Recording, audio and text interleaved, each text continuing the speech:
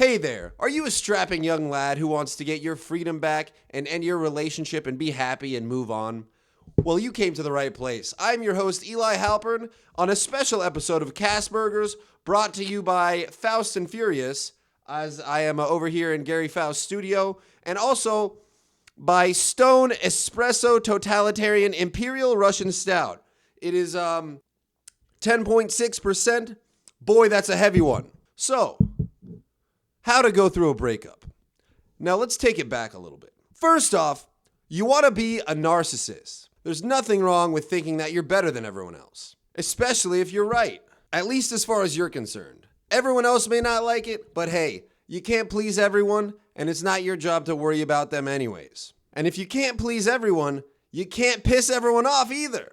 That goes both ways. I mean, obviously, don't be a narcissist if it makes your friends hate you, but I've had zero complaints so far. Now, you have to have value to truly believe that you're better than other people.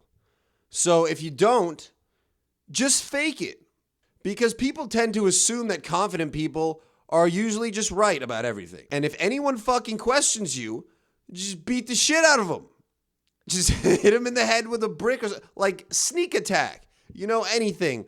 That if anyone's standing in the way between you and your smokescreen guys of false superiority, they need to be eliminated. Now, let's get to the relationship. You're going to want to fabricate traumatic events. You're going to sprinkle those around the relationship here and there. You know, I'm talking, make up child molestations or abuse, things that never really happen. You're giving the illusion that you're being vulnerable, but without giving them any ammunition to use against you in future arguments. Now, once they have a sense of trust for you and also feel like a sense of power because they think they have these falsities that they can use against you, you're going to want to start building resentments. Now, you can do that by keeping a scorecard. It's all up here, but you just tally up every time they step out of line or do something stupid. You want to start focusing on their flaws. Is one of their eyes a little smaller than the other? Do their shoes smell kind of weird after work? They're probably a little fat. They all are, let's be honest. Just focus on those flaws. Let them grow. Let them ferment. Now you're filling your head with resentments, and that will turn into hatred. Now here's the tricky part, and this is going to take some practice. You're going to want to mentally visualize them getting fucked by a dude better than you constantly. And it's going to be upsetting to think about. But you keep doing it until that thought doesn't bother you anymore. And once you're cool with that, you're almost halfway out of the woods there, buddy. Now you want to increasingly start getting in more arguments. Play the victim and try to get it over text. You want to start shit over seemingly innocent stuff that causes her to explode and erupt with vociferous and offensive language. Now screenshot those and save those for later arguments. You want to get her to talk shit so she seems like the bad one. And remember, the important part is to keep your cool. Now, when it's finally time to break up, you want to leave abruptly, but peacefully. You want to leave a little bit of hope for future rekindling. Because although your emotions may be gone forever, your erection is not. Now, there is some music that may supplement with this. I recommend the misogynistic rhythms of Sugar Free, Too Short, and when things are simmering down a bit, switch over to some Devin the Dude. Sugar Free is well known for one of his famous quotes, "I wouldn't give a squirt of piss to save a broke bitch." Specifically the song Allergic to Bullshit, the entire song is about beating prostitutes.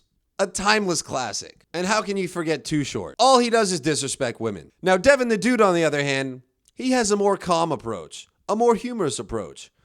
One of his lines is, "Me and my third leg are trying to kick it." That's funny, that's clever. Thank you, Devin the Dude. Now, I'm not going to do an episode on how to get a girlfriend because I don't know how I got there in the first place, but I guess just keep throwing your line out there and refine and hone your skills. And one day, you too may be a sociopath just like me. Thanks for tuning in. That's it for now. All right, we have a surprise caller. Hey, Sam Imber, welcome to the show. You're here live on Castpergers. Thanks for having me, Mr. Halpern. Actually, it's not live. It's going to be edited and stuff, but here we are.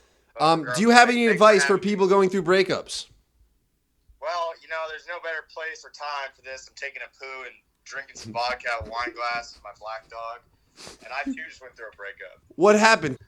Well, plain simple, she had enough of my shit, and one day she left. It sounds like she's the victim here. Oh, yeah, big time. Now, why would you admit that? Damn. Touching all the feels here. You said you wouldn't ask these questions. Well, we have your daughter right here. You said you wouldn't bring her into this. No, I don't know. It's been a long time coming. And I know you touched briefly on the whole making up traumatic events thing. I'm sorry, I'm getting more drunk by the minute. Correct, as am I. Yeah, well, I'm bored, and boredom's the Yeah, I feel like people like us need to make up an excuse to why we're fucked up. Because just being born that way sometimes isn't good enough. Thank you for giving me that. That's what the word I was looking for. Yeah, I felt like the entire time I was with her, it's like I couldn't just say I am the way I am because I'm just so horribly flawed that I'm never going to get better. I had to, like, keep giving her, like fish food, you know, to keep her coming to the surface and keep giving her hope, you know. But really, I'm just a 5-year-old boy who's going to eventually forget to feed her, and she's going to die alone in an algae-filled tank with some fucking creepy castle to sleep in. I told you about my friend that works at PetSmart, right? This is so off topic, but I just reminded me of that. And speaking of goldfish, I have a memory of a goldfish and the mind of one too. But anyway, so my buddy worked at PetSmart, and his job was to clean the fish tanks. And me and my buddy went in there one time to visit him and fuck with him. We'd always go in there and make a mess, and he'd have to clean it up. And one day we go in there, and his manager comes up and is like, "What the fuck are you doing?" And then we look at him. He's sitting there with a rag full of soap on the inside of the fish tank, scrubbing the inside of the window, and all the water's filled with like dish soap and shit. And he ended up killing like all the fish in PetSmart. And there you have it. That's how you deal with a breakup. Yeah, long story short, you go to PetSmart and you kill all the fish. Everything slowly gets better. No, but would you say destruction is cathartic? I don't know what that means, but yeah.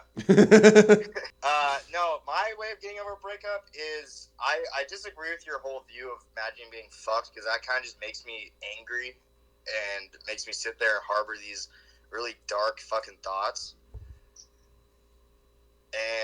But my way of dealing with it is just you got to sit there and tell yourself all day, every day that you are the best human in the entire world and that they were lucky to have you. I agree with that. Even though it's far from the truth and you're lying to yourself. Yeah, but what is the truth anyways? Science changes every year. Yeah, you got to find these little like white lies to tell yourself to just get through every day, and every day it gets easier and easier. Be your own husband saying that you don't look fat.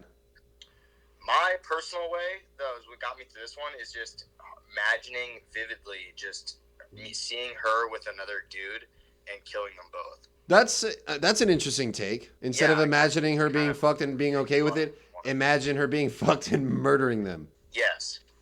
Hey, different strokes for different folks. Speaking of strokes. I